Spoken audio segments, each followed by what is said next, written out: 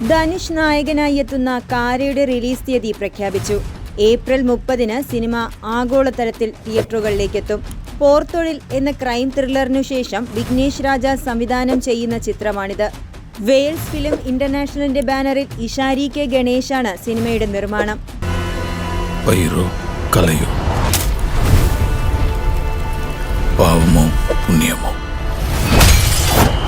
പൊങ്കലിനാണ് സിനിമയുടെ ടൈറ്റിൽ അണിയറ പ്രവർത്തകർ പുറത്തുവിട്ടത്.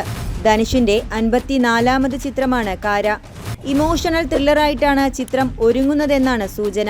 ആൽഫ്രഡ് പ്രകാശും വിഘ്നേഷ് രാജയും ചേർന്നാണ് ചിത്രത്തിന്റെ തിരക്കഥ രചിച്ചിരിക്കുന്നത്.